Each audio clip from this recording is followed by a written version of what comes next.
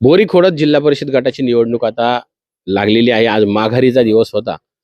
बोरी खोडद हा जो मतदारसंघ आहे तो जुन्नर तालुक्यात चर्चेचा का राहिलेला आहे याचं पहिल्यांदा मी विश्लेषण देतो तुम्हाला. बोरी खोडद ह्या जिल्हा परिषद गटाने 2 तालुकाध्यक्षांना उमेदवारी नाकारली होती. म्हणजे शिवसेना उभाटा तालुकाध्यक्ष माऊली शेठ खंडागळे आणि राष्ट्रवादी काँग्रेस अजितदादा पवार गटाचे पांडुरंग पवार ह्या दोन्ही उमेदवारांनी, पांडुरंग पवारांनी सुनेसाठी तर माऊली खंडागळेंनी त्यांच्या पत्नीसाठी उमेदवारी मागितली होती. परंतु जुन्नर तालुक्याच्या 2 तालुकाध्यक्षांना या ठिकाणी नाकारलं गेलंय. तरी माऊली शेठनी शिवसेना शिंदे गटात प्रवेश करून उमेदवारी मिळवली आणि पांडुरंग पवारांनी आपली उमेदवारी अपक्ष म्हणून ठेवलेली आहे. राष्ट्रवादी काँग्रेसचे उमेदवार कल्पनाताई काळे ह्या तर अधिकृत उमेदवार आहेत. आपल्या समेत या खोडद गटातील दादा, नाव काय तुमचं? संदेश डोके.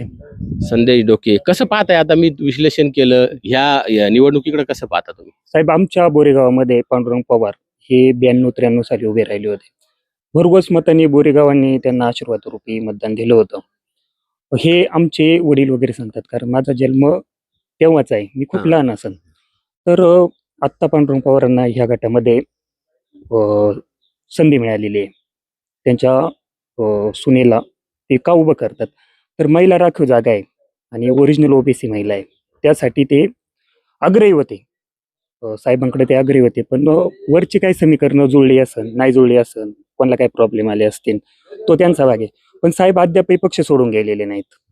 ते पक्षाशी बाजूला होऊन अपक्ष म्हणून ते निवडणूक लढवतात. तर आम्ही पूर्णपणे बोरी गटामध्ये प्रचार म्हणून काम पाहिलेले आहे साहेबांचं. बोरी गटामध्ये अतिशय सहानुभूती आहे साहेबांबद्दल. म्हणजे तुम्ही राष्ट्रवादीचे का? हो, मूळतःच आमचे वडिलांपासून आम्ही राष्ट्रवादी साहेबांसोबत. म्हणजे साहेब आमचे आमदार पण साहेब, खासदार पण साहेब. म्हणजे तुम्हाला वरच्या नेत्यांचं काय देणे घेणं? काहीच नाही. आमचे पांडुरंग पवार, आमचे आमदार पण साहेब, खासदार पण साहेब, आमचे मुख्यमंत्री पण साहेब. म्हणजे साहेबांनी तुम्हाला कुठे जाण्याची वेळ येऊ आमचे दिली? काही आमचे काही प्रॉब्लेम आले ना, आम्ही साहेबांपर्यंत जायचं, त्यांना सांगायचं, त्यांनी वरिष्ठांना कोणाला फोन करून वगैरे आमची सगळ्या समस्या त्यांनी सोडवायच्या. उमेदवारी नाकारल्यावर तुम्हाला काय वाटलं? अतिशय वाईट वाटलं. आम्ही 3 वाजेपर्यंत सर्व कार्यकर्ते साहेबांसोबत होतो तिथं.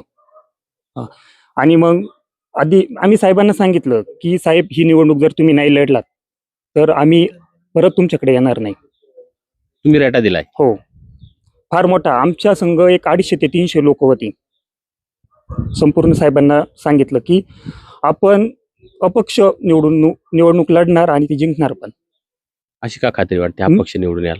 100% साहेबांची कामच एवढी आहे. आम्हाला लोक सांगतात, उलट इतर गावांमध्ये गेल्यानंतर सांगतात, सभामंडप साहेबांनी दिलेलं आहे, हा ब्रिज साहेबांनी बांधलेला आहे, हे खडीकरण साहेबांनी केलेलं आहे, हा बंधारा साहेबांनी बांधलेला आहे. एक तर महिला आम्हाला सांगितली, म्हणजे मी जे हंड्यामध्ये पाणी आणते ना, ते साहेबांनी बंधारा बांधल्यानंतर हे बोरला पाणी आलेलं आहे, हे साहेबांमुळे आलेलं आहे. अक्षरशः रोड रडतात लोक उमेदवारी नाकारल्यामुळं. मग आता हे जे बंडाचं निशाण घेतलेलं आहे तुम्ही, आता याचं रूपांतर बंड नव्हे, ही स्वाभिमानाची लढाई आहे. म्हणजे मी तर सांगल की साहेबांना खरंच बोरी खोडद गटातून ताकद दाखवण्याची वेळ आहे. साहेबांची ताकद? हो, 100%. जनता स्वीकारेल का? 100%. तुम्ही साहेबांचे कार्यकर्ते म्हणून तुम्हाला असं वाटत असेल, परंतु ज्या वेळेला उमेदवारी नाकारली गेली असेल, काहीतरी पक्षाने पण सर्वे केला असेल ना, की बाबा आता साहेबांना इथं उमेदवारी नाही, साहेबांचं सीट पडेल, असं वाटलं असेल ना त्यांना काय वाटलं असेल ते वाटलं असेल. पण साहेब हे अपक्ष निवडून येणार आणि साहेब आमचे पूर्वभागाचे नेते आजही राहणार, उद्याही असणार. साहेब आमचे नेते आहेत. अपक्ष उमेदवारी लढणं हे खरं तर जरा अवघड गोष्ट होती, परंतु गेल्या वर्षी शरददादाच्या रूपानं अपक्ष आमदार झालेला आहे. म्हणजे तुमच्या आशा तिथून पल्लवित झाल्यात का? 100%. आणि तेच चिन्ह आणि तोच म्हणजे आपण काय म्हणतो, तोच इतिहास पूर्ण घडणार आहे. पांडुरंग पवारांच्या सुनबाई विजय होतील 100%. हे कार्यकर्ते आहेत, निष्ठा आहे पांडुरंग पवारांशी, की बाबा ज्या माणसाने 40 वर्ष पक्षाशी काम केलेलं आहे आणि त्यांच्या बोलण्यातून आमचा आमदारही पांडुरंग पवार, आमचा खासदारही पांडुरंग पवार, आमचा मुख्यमंत्री पांडुरंग पवार, यांना त्यांच्या भावना त्यांनी सांगितल्या की त्यांना उमेदवारी नाकारली, आम्हीच सांगितलेलं आहे त्यांना लढायला. जनतेच्या दरबारामध्ये न्याय जाणार आहे.